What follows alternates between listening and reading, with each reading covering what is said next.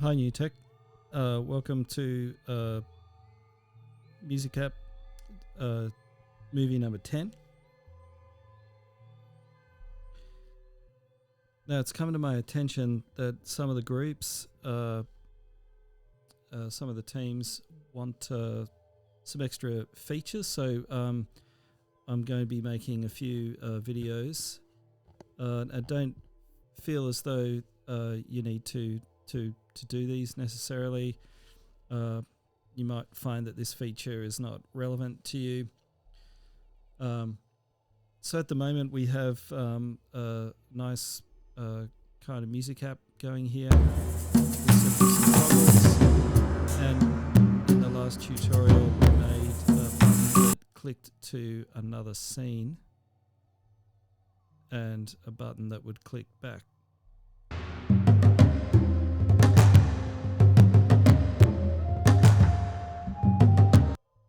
And today I'd like to build another music interaction on this. And the music interaction I'd like to look at is, wouldn't it be great if you could load another track into your audio source, another loop, without skipping or missing a beat or anything like that. And so there's one team that asked me if they could build this feature into their app. But of course, to do this, if you had a whole lot of tracks that kind of went with one song and then another bunch of tracks that went with song B and then another bunch of tracks that went with song C, you could put a whole album up on a music app, which would be quite interesting concept,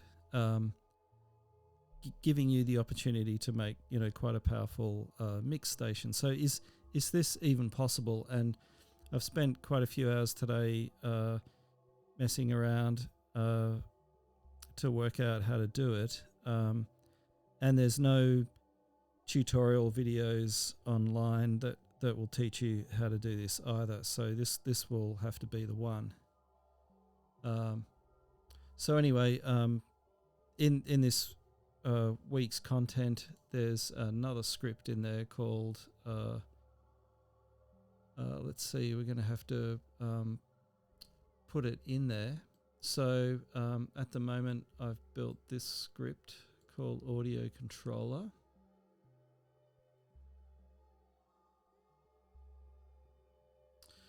And I've just tested it out in this Unity patch here. So I might just have to go out and go into the assets here. And yes, I've put it in there. So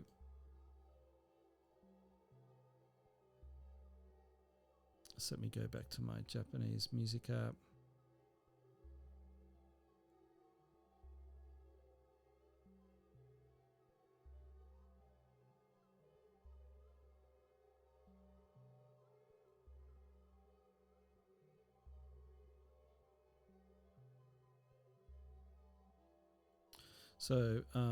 So what I'm going to do is go. You will find this, of course. This script will be in the. You'll download it.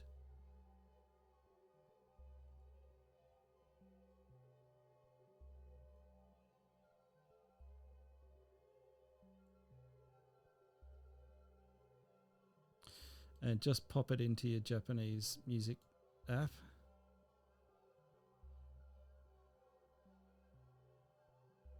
And then go to your scene folder from the last tutorial and let's build this into the main menu scene.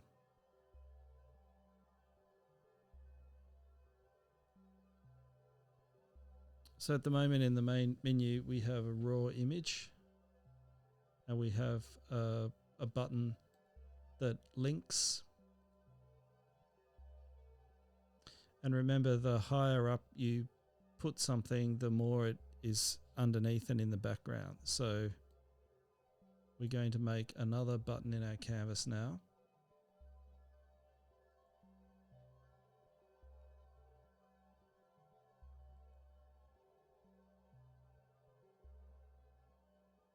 And this button will control an audio source, of course. So we will add an audio source.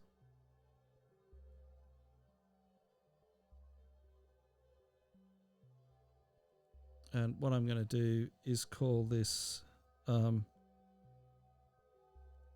source drum kit.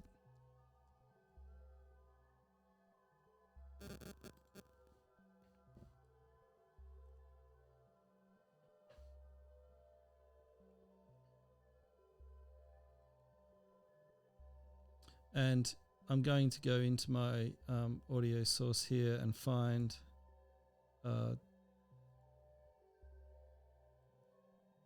clip. I'm going to put it in, and I'm going to put it on loop, play on awake. I'm not going to set the volume to 0 yet because I'm going to oh yes, I am going to do that, and I'm going to set up a toggle interaction on it. So I'll go back to my button,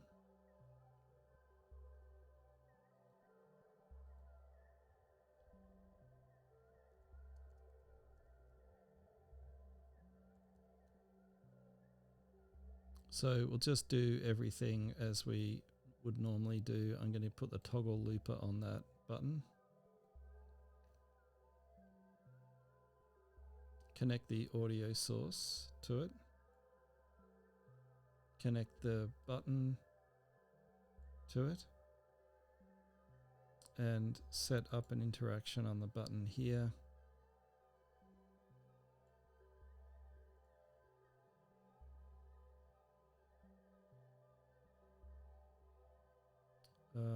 Looking in the toggle looper script for the do trigger function. And if I set the audio source here to be on 0, and next I'm going to have to put a graphic sprite and set it to be 300 by 300.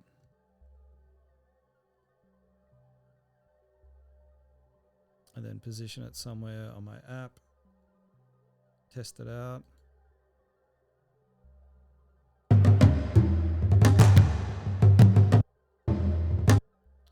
Working fine. Okay, so now what I want to do is create a way to switch this Taiko drums file out. So the way I'm going to do that is I'm going to create in my, and what might be really nice here is to just create an empty game object and just call it drum kit and put it inside the canvas and put the button in there and the audio source in there together.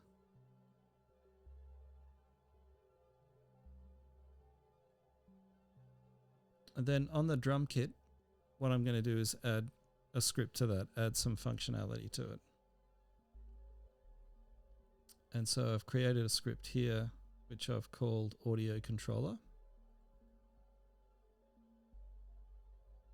And it looks a lot more complicated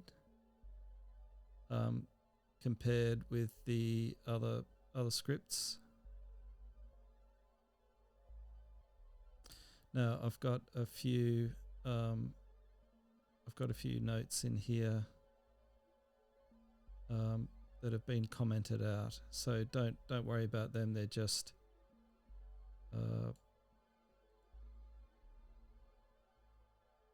but there's a function called next drum, which you can tie to another button that will move a sound forward and back. So let's see how this works. So on the empty game object, I'm going to grab the audio controller and drag it onto that. And you'll see here it creates a script on the empty. And there's a little drop down menu here that allows you to load up more than one element. And I've done this in the script by creating an argument on the audio clip variable and setting the number of elements there to 3.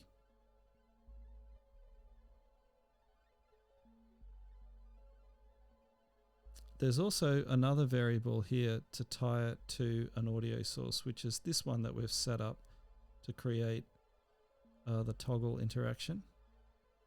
So this is the audio source in the drum kit family here that will be targeted by these file changes. Then if I go into my audio files, I can load up a bunch of different sounds.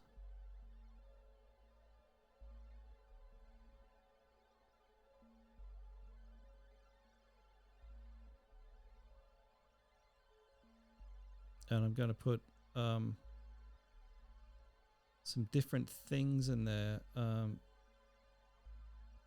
Actually, that's not a good idea. Let's just find out, what did I have in there? I had a taiko drum in there. So yeah, I will put taiko things in there. Taiko 3, taiko 4. And in there, I think I had taiko 2. So there are 3 different taiko drum sounds there now.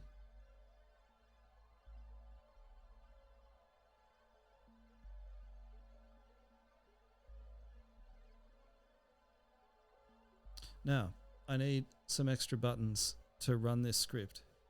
And what these buttons are going to do is they're going to allow me to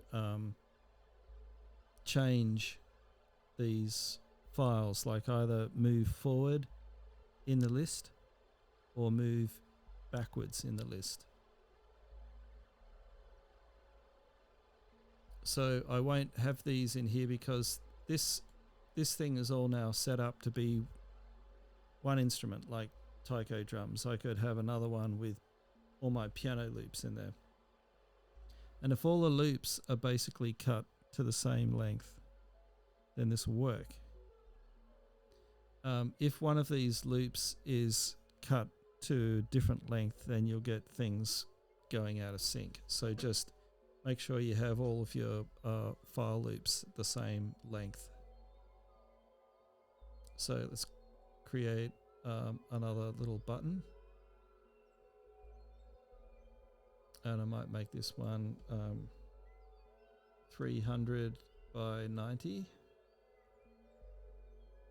And I'll go to the text inside and I'll scale this up. And the text will say next. And then, sorry, I did that last tutorial as well. And I'm going to duplicate that button. This button will be called button next. This button will be called previous.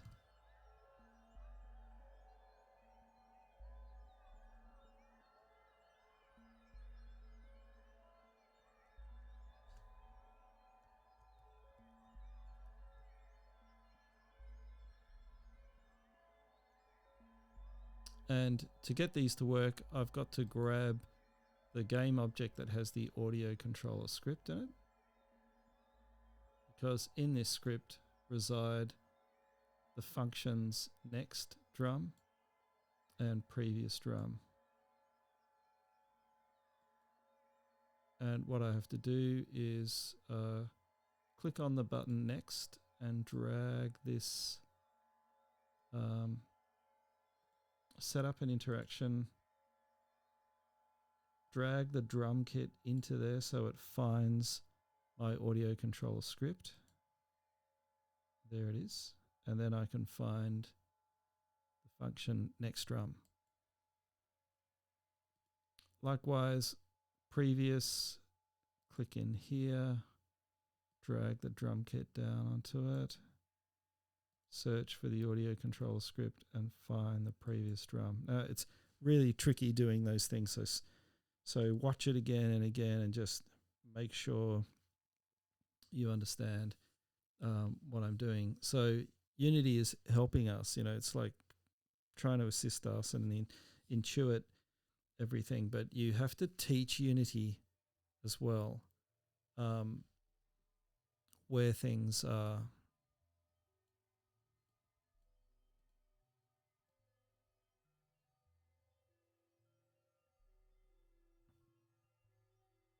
So you can use graphics for these things and work all of that out. But let's just see if it all works now. So when I press play, everything starts, but of course you're not going to hear anything.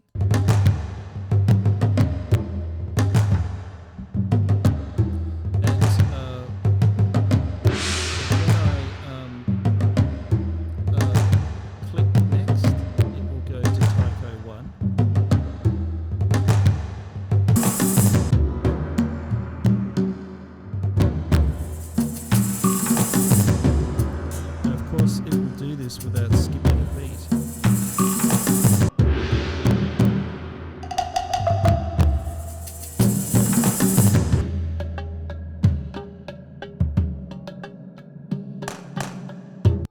Now, how do I know that this is true?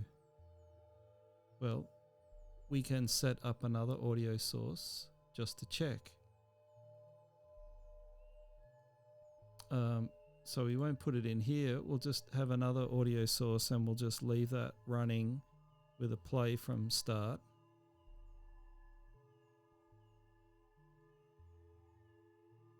Put it in our canvas.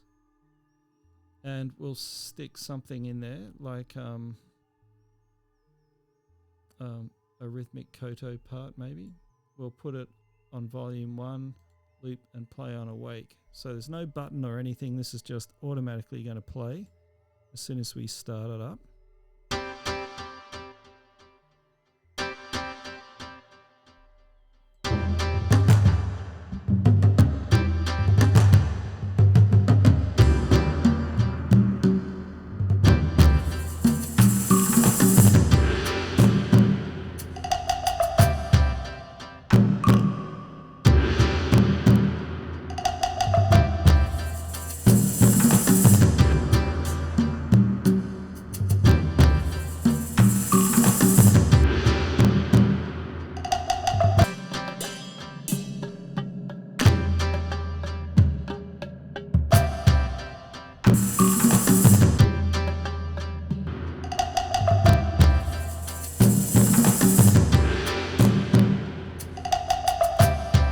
And that way you can set up your music app to play a number of different songs. If I got onto GarageBand now and went back to all my Japanese sounds and the tempo that they're played at and everything, and I built a whole lot of new tracks underneath that were in a funk groove or whatever, I could duplicate these out. I could say, all right, I want one of these now. If I duplicate it, and I could call this, instead of calling it the drums, I could call this koto. And I could go inside and just rename these things so we know what they are. And I can leave everything else intact.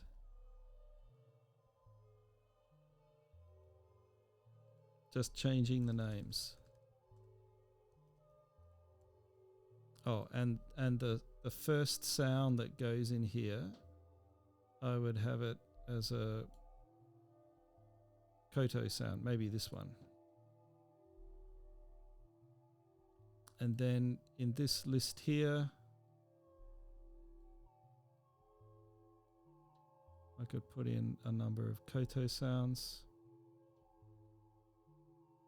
And of course, I would have to click on this button here.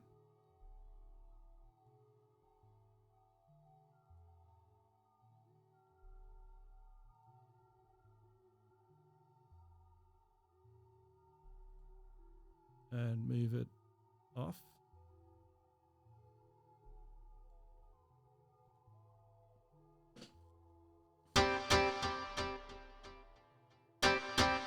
Now we do have an audio source to keep us all in check. This one should play the koto.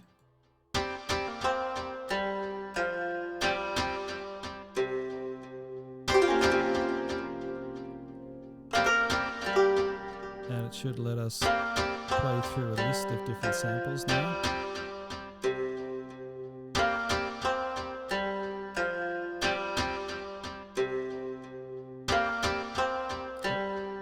It may not be working right. Let's have a look and find out what went wrong there. So I think we've got the right drum source there.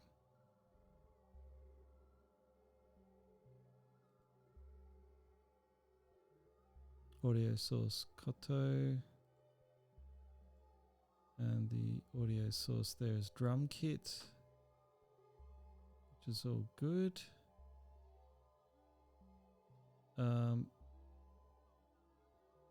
Oh yes, but you know, here's a classic thing with Unity is that this is now called a different name. It's a different thing. So our little buttons that we have for next and previous, we have to create another level, and we'll have to do this for every instance of a loop player that we have. You'll have to add them up. So here we are. I've got to drag this one in there, koto in there, and then I have to find the audio controller for that. Go to next drum, and then in the previous button I will have to add koto to that, find the audio controller here, and get previous drum. So you might think, oh yeah, I should drag the drum kit down into that. No, you shouldn't, even though they both have exactly the same script attached to them. You actually have to tie them to that particular game object that makes that sound. So there I have two instruments that should play together now. And let's find that other audio source and just turn that down. That's independent, that one that's playing at the moment.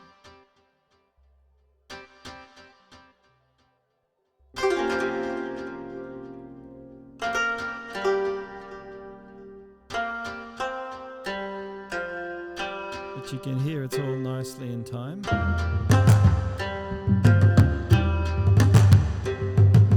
At this stage it's looped about 4 times. Now watch what happens when I press the next button.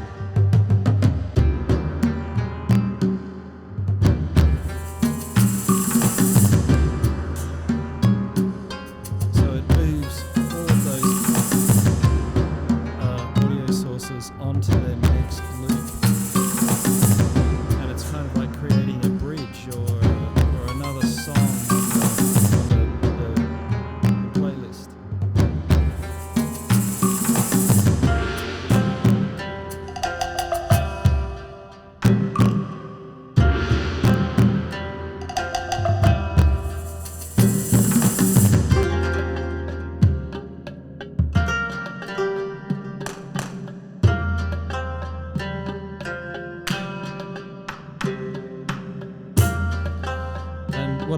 notice I've created a repetition here with Koto 2 in there twice, so that might be causing a bit of confusion there. I think I should have just dragged Koto 3 in.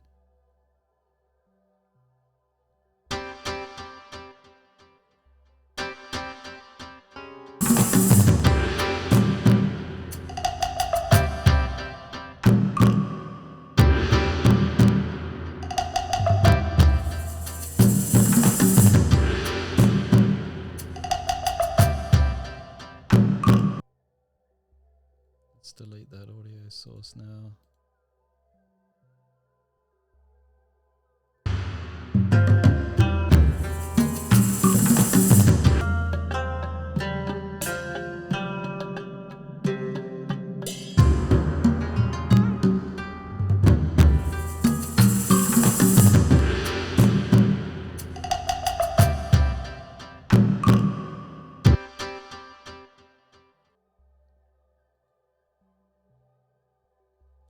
So there you have it, how to change the audio sources in without skipping a beat.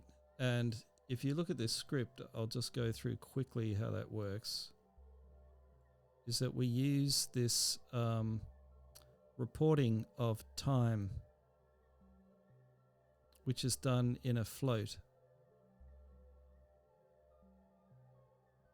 And then we match that in between the clips, and that's the magic of what all of this kind of syntactical stuff is.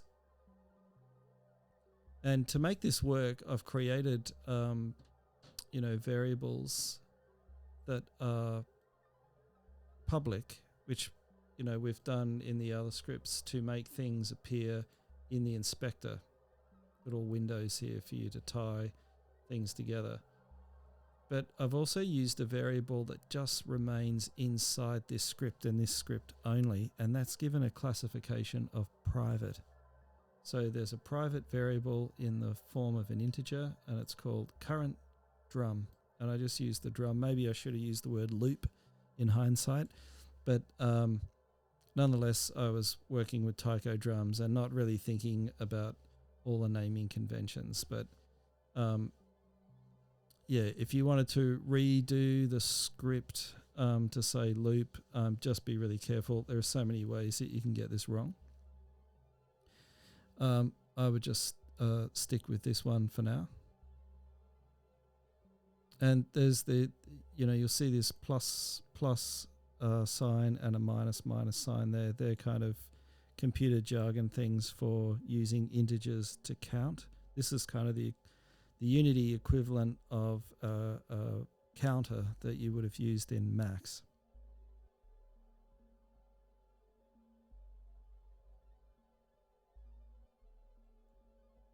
Okay, well, thanks for watching.